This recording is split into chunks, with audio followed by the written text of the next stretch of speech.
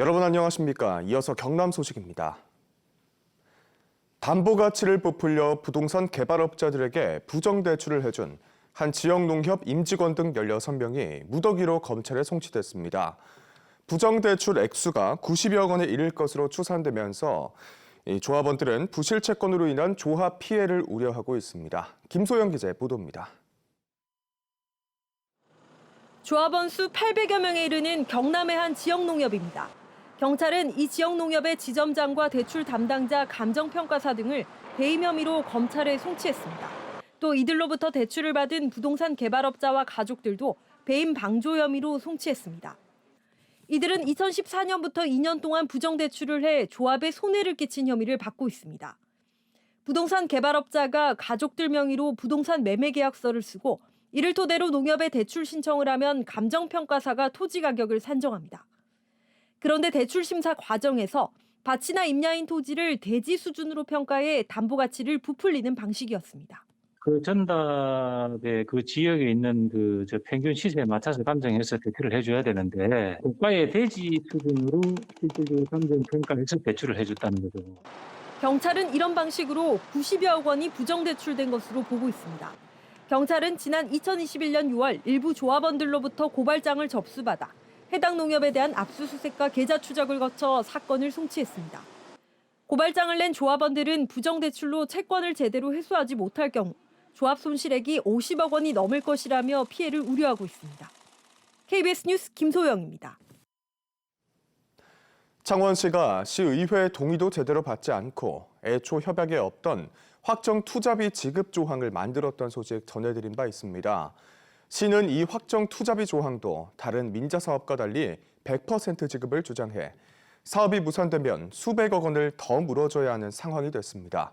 송현준 기자의 보도입니다. 지난해 12월 창원시가 발표한 진해 웅동 레저단지 자체 감사 결과 창원시는 문제가 된 확정 투자비 지급 조항에 대해 관련 자료가 남아있지 않아 상세한 파악이 어렵다고 밝혔습니다. 확정 투자비 지급 적정성을 확인하는 과정에서 일부 문건의 부전제, 관련 공무원의 퇴직, 기억에 의한 진술 등 여러 정황적 기초 사실로 취재진은 2014년 창원시와 경남개발공사, 민간사업자와 경남은행에 당시 회의 기록을 확보했습니다.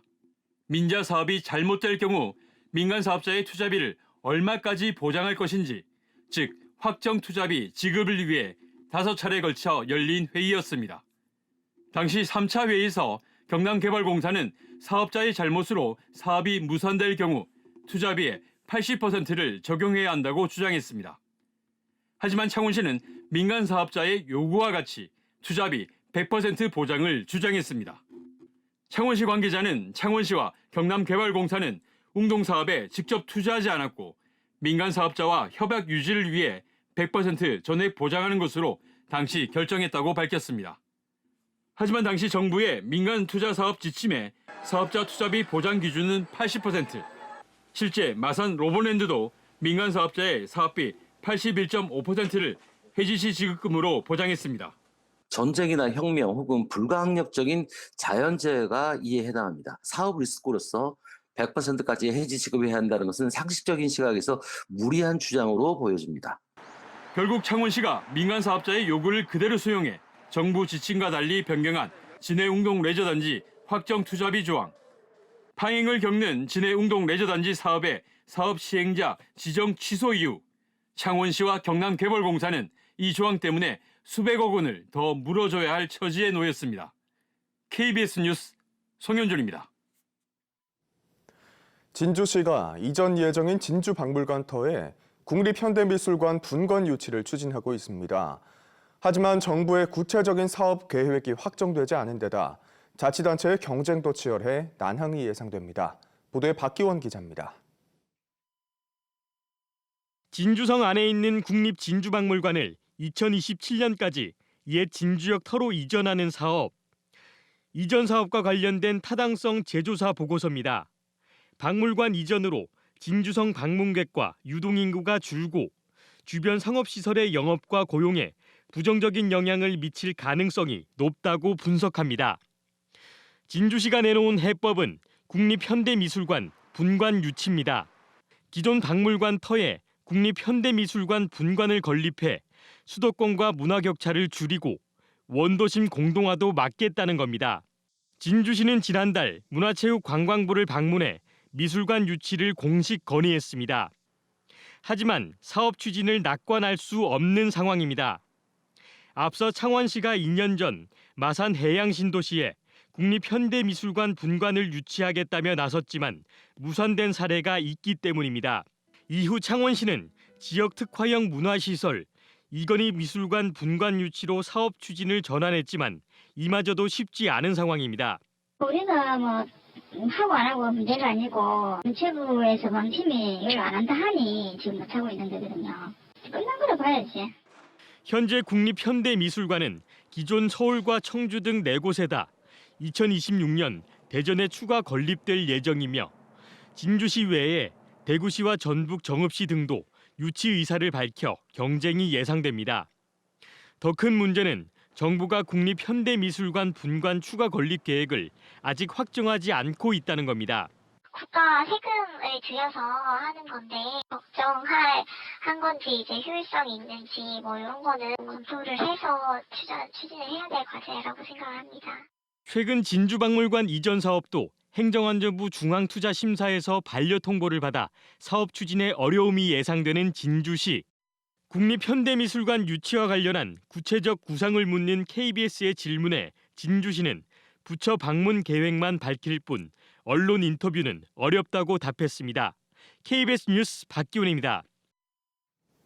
일교차가 극심합니다. 함양과 같은 내륙에서는 오늘 기온차가 20도 이상 나는 곳도 있겠는데요. 체온 조절할 수 있도록 얇은 옷을 여러 겹 겹쳐 입고 나오시는 게 좋겠습니다. 한편 대기가 정체하면서 현재 우리 경남 지역의 먼지 농도는 보통에서 나쁨 수준 나타내고 있습니다. 오전까지 탁한 대기 상황 이어지겠는데요. 대기질 꼼꼼하게 살펴주시기 바랍니다. 현재 일부 내륙에서는 짙은 안개까지 끼며 시야를 더 좁히고 있습니다. 출근길 안전운전 해주셔야겠고요. 오늘 오전에는 구름이 많이 지나다 오후에는 맑게 드러나겠습니다. 오늘 아침 기온과 낮 기온 모두 어제보다 1에서 4도가량 높겠습니다. 현재 김해와 창원, 통영이 7도를 나타내고 있고요. 낮 기온 20도 안팎을 보이겠습니다. 서부 내륙은 아침 공기가 차가운 곳들이 많습니다. 거창과 함양, 산청이 0도 내외에 머물러 있고 낮에는 또 기온이 크게 올라서 20도를 넘어서겠습니다. 오늘 바다의 물결은 전해상에서 0.5에서 1m가 예상됩니다. 다음 주 화요일 비가 오기 전까지 맑은 날씨가 계속되면서 대기는 메말라가겠습니다. 날씨였습니다.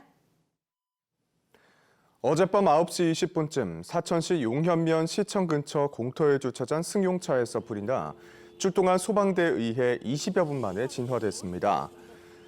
화재 현장에 주차된 다른 차량으로는 불이 옮겨 붙지 않았습니다. 경찰은 정확한 화재 원인을 조사하고 있습니다. 창원 국가산업단지 50주년 발전협의회가 어제 공식 출범했습니다.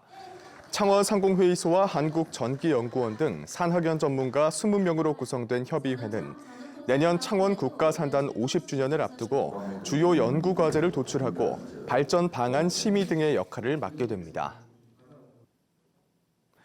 창원시 진해구 웅동배후단지에 다국적 기업이 운영하는 대형 물류센터가 새로 들어섰습니다. 이번에 준공된 물류센터는 지난해 7월 투자 협약 이후 550억 원이 투자돼 일반동과 항온, 항습동 등 7만 9천여 제곱미터 규모로 들어섰으며 200명의 신규 고용 창출이 기대됩니다. 경상남도가 어제 정부 세종 컨벤션센터에서 주요 중앙부처 공무원을 초청해 도정 설명회를 개최했습니다. 지금까지 경남 소식이었습니다.